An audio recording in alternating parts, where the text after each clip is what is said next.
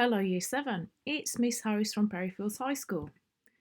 Now as you can see, I've got some history for you to do today, and the focus is the church in the Middle Ages. First thing we've got here is a historical source I'd like you to take a look at. Two questions: what is happening here and why? Now what you might want to do is just pause the video here so you can just have a good look at this source and note down any ideas and suggestions that you've got. For those of you that are ready to move on, next task I've got for you. Okay, now you may have figured out from that source, because you may have seen it before, but you may not, that the focus was on Thomas Becket. So what we have here are 9 statements on the story of Thomas Becket. At the moment, they're not in the correct chronological order. So I'd like you to do that first of all, try and put those into the correct chronological order, the order in which the events actually took place. So 1 to 9 you've got, write those numbers in the right order. Again, you might want to pause the video here just to give yourself a chance to process and time to complete the task. Okay, here are the answers. So, to begin with, we had Henry and Becket become best friends. So who are we talking here? We're talking about King Henry and Thomas Becket. Once Henry and Becket had become best friends, Henry made Becket Chancellor of England. Then Henry made Becket Archbishop of Canterbury. Then they had a fallout over the laws of the courts. Becket ran away to France for 5 years. Becket and Henry patched up their quarrel and Becket returned to England. Becket made the action or decision to excommunicate 3 bishops. Now you might want to look up the word excommunicate just to remind yourselves what that actually meant. Henry was heard to say, "Is there no one who will rid me of this turbulent priest?" And consequently, some knights working for Henry took the action to murder Becket, which happened in Canterbury Cathedral. Okay.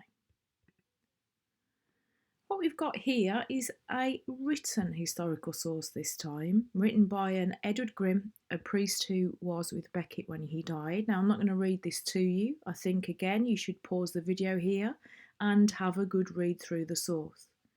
As you're reading through it, the first thing I'd like you to do is identify anything in there, any words, any phrases that suggest that Becket was a brave man.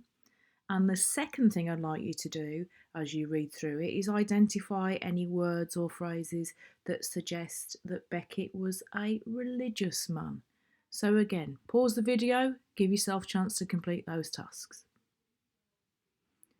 And moving on. So we have the answers. So to begin with, I've highlighted some suggested words here in orange that support the fact that Becket was a brave man. The one at the top there in the first paragraph, martyrdom, is another word that you might want to just have a look at in the dictionary or Google to find out the exact meaning, just in case you don't know. What we also have here then are the answers with regards to the second task. I've highlighted some words, phrases there that suggest again that Becket was a religious man, and you can see that they are in yellow. Now, in terms of a challenge, still with this same written source, I want you to think about the interpretation of him. So it was written by an Edward Grimm. Now, we don't know much about him, other than, as it states, he was a priest who was with Becket at the time he died. So with that in mind, I'd like you to have a think about, has that influenced his interpretation of the events? Will that have had an impact on his opinion of Thomas Becket? For example, if he was a friend, also a fellow priest, does that make this source a biased one? Just something for you to have a think about. Again, I think you should pause the video here and give yourself a chance to have a go at that task. So finally, let's return to that opening picture source that we had.